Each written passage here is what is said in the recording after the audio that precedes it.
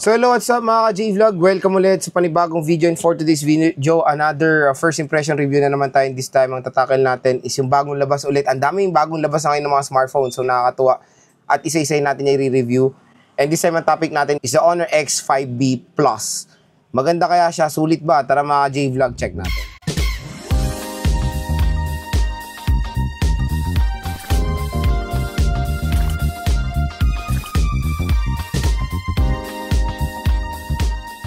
So bago tayo mag-start, quick reminder lang, this is just a first impression review. Hindi po to, it's just a first impression review.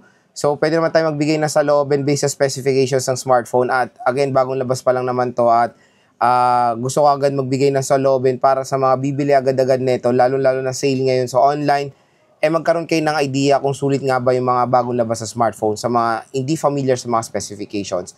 So ang topic nga natin is the Honor X5B na super duper mura. It's a budget smartphone from Honor at meron lang tong price tag na 4,999 pesos for the 4GB 128. At ang magandang balita, pag binili nyo to sa official store ni Honor sa online, makukuha nyo to for as low as 4,000 pesos na lang itong Honor X5B Plus.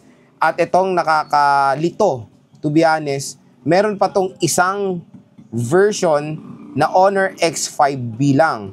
So ito is the Plus. Tapos may Honor X5B, and kinompare ko yung specs ng dalawang smartphone na to, wala pong pinagkaiba gaano. Same chipset, same display, same lahat. Nagkaiba lang sila sa RAM at ROM. 4GB 64 ata yung X5B, tapos itong X5B Plus is 4GB 128. So parang two variant siya na mas iniba lang yung name nung isa. So dito tayo mag-focus sa Honor X5B Plus. At biruin mo for a price tag na 4,000 pesos, di ba? So napakamura. Kaya maraming consumers ang magiging target lock itong smartphone na to. Pero dito sa ating review, titingnan natin kung maganda nga ba itong Honor X5B Plus. At kung interested kayo, ilalagay ko po yung link niya sa description box. I-check nyo na. So usapang usapang specifications tayo dito sa Honor X5B Plus. Sa screen size niya, meron siyang 6.56 inches TFT LCD display na may resolution na HD Plus 720p na naka-notch display at 90Hz screen refresh rate. So when it comes sa low specs ng display is very acceptable naman. Again, for a price tag na 4,000 pesos. Pero I think TFT hindi ko gusto yung TFT. Mas maganda siguro pag IPS kasi ilang beses na ako nakatry ng TFT, lalo na sa Samsung. Favorite nila yan sa mga budget smartphone nila. TFT parang wash out yung display niyan kahit na, again, it's a high definition display na 720p. Pero pag naka-TFT, to be honest, parang wash out siya. Mas maganda siguro pag IPS. Pero again, hindi pa naman natin nakikita personal to. Pero syempre, stay tuned. Bibili rin tayo ng Honor X5B Plus. Tapusin ko lang muna yung mga review unit natin. The Nubia Neo 3 GT 5G. Abangan nyo yan. Gagawa tayo ng unboxing. In-order ko na yan. Sana dumating na agad-agad para ma-flex na natin dito sa ating YouTube channel. And when it comes sa kanyang OS, it is powered by Android 14 with Magic OS 8.0. Ito na. Dito ako nagulat at dito ako nalungkot. The chipset is the MediaTek. Ayoko na sabihin. MediaTek Helio G36 with the Power VR na GE8320. So, pag nakita ko na yung chipset na yan sa isang device, matik na, mabagal na yan. Matik na yan. So, ilang beses ko na na-try ang MediaTek Helio G36 at yung rebrand name niya na MediaTek Helio G50 sa karamihan ng sa mga brands na iba't ibang brands, mabagal talaga mga J-Vlog. Kasi, syempre, hindi lang naman titignan mo clock speed nito eh. Ang clock speed nito mataas, 2.2 GHz. Pero yung GPU tayo nagkakatalo. Power VR G A320, again, yung GPU na yan, nakikita na natin sa 2018 na mga smartphones. Nung first ako nagva-vlog, naririnig ko na yung Power VR G A320. Meron pa rin ngayon 2025. Sobrang bagal ng GPU na yan, mga J-Vlog. Real talk lang tayo dito. Siyempre, bibili ka ng smartphone for snappiness din. Kahit na mura, dapat maganda-ganda naman din ang performance. Na-try ko yung MediaTek Helio G50. Saan bang smartphone yun? I think sa sa Tecno Spark Go 1S, grabe, sobrang bagal. Kaya dito, sa Honor X5B, I hope yung software niya ay makatulong doon sa bagal ng GPU. Kasi may tendency ganun eh. Kung maganda yung software optimization, nagbe-blend doon sa smartphone. Kaya nga, di ba may mga Go edition ng Android 14 Go edition para sa mga low-powered GPU or CPU para mas gumanda sila lalo yung performance. Dito kasi is full Android to. And hopefully, makatulong yung software niya. Pero again, the chipset, again, for a price tag na 4,000 pesos, for a price tag na 4,000 pesos, nandyan naman na talagang range na yan ng chipset na yan. Pero sana nilagyan na lang nila to ng mas better chipset sa ganitong price point kasi marami rin naman mga better chipset sa ganitong price point like mga Unisoc chipset. Meron siyang dual rear camera system with 50 megapixel main camera and sad to say a 5 megapixel front facing camera. Dalawa biometrics niya which is face unlock at fingerprint scanner at yung fingerprint scanner niya ay side mounted. Pagdating sa battery, meron siyang whopping na 5,200 mAh na removable battery and sad to say a 10 watt charging rate. So mga ka-J-Vlog, dito tayo sa first impressions ko dito sa Honor X5B Plus. Based of course sa kanyang specifications, number 1 sa display. Display, I think for yung size niya is okay naman. 6.56 inches, very standard. Yan rin yung pinakamaliit din, di ba, mga 6.5. Okay naman, wala na rin ako siguro irereklamo sa notch. Kasi usually nakikita natin sa mga ibang brands, naka-notch din pa rin sa ganitong segment. Pero again, sinasabi ko sa mga ibang video ko, kung wala namang any cost gawing bilog yan, sana gawin nyo ng bilog, di ba? Para mas maganda yung view experience ng consumer.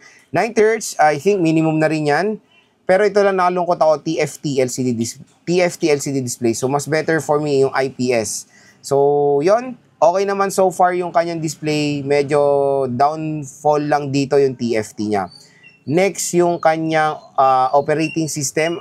Sa mga ibang smartphones sa ganitong price, naka Android 15 na to. So I don't know, I don't know kung ma-update to sa Android 15, pero hopefully yes, kasi syempre kakalabas na ito ng Android 14, di ba?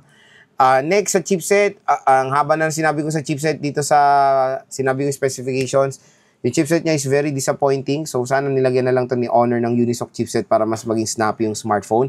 MediaTek Helio G36 to be honest is a super duper low powered na chipset yan na dapat nilalagay nila sa price point na 3,000 pesos pababa. Siguro ma-accept ko pa yan. Pero when it comes sa SRP niya na 5K, 4 to 5,000 pesos, sana mas better na nilagay nila is Unisoc chipset na lang. So again, hindi po to perfect for gaming. Okay lang to for day-to-day tasks like mga social media, manonood, navigating tool. Pwede rin naman tong Honor X5B Plus. Pero mga siguro, kasi ML dito, natry ko na sa G50, sobrang nagfe-frame drop eh. Ang better na siguro doon na pinaka-set nyo pag mga ganyan mga modern games sa light lang naman ang load, is siguro low settings na lang. Makakalaro naman kayo ng ML dito pero hindi po siya smooth. Expect nyo na yan. Dual rear camera system with 50 megapixel main camera. So mataas na may megapixel ang main camera niya. Sad to say lang, when it comes sa front facing camera, mababa, 5 megapixel. Pero okay, tulad ng sinasabi ko naman sa mga ibang video ko, hindi naman tayo nagbe-base sa taas ng megapixel ng camera. Nagdedepende pa rin tayo sa camera software optimization din and of course sa sensor. So sa ating full review, titingnan natin kung maganda nga ba or legit talaga ang camera or 50 megapixel camera ng Honor X5B Plus. Next sa battery, the battery is 5,200 mAh na removable battery. So malaki naman or mataas naman ang battery capacity nito. Medyo nakakalungkot lang yung charging rate niya, 10 watts. So I think kahit naman siguro mababang smartphone today, basta naka Type-C, wag na lang sana nilagyan ng 10 watts. Kasi ito sa mga hindi nakakalam, ang USB Type-C naka-design yan for fast charging and fast data transfer. Yan talaga yung main purpose ng USB Type-C. So since slow charging pa rin yung device mo, siguro ang use na lang ng USB Type-C compare sa micro USB is of course reversible lang siya.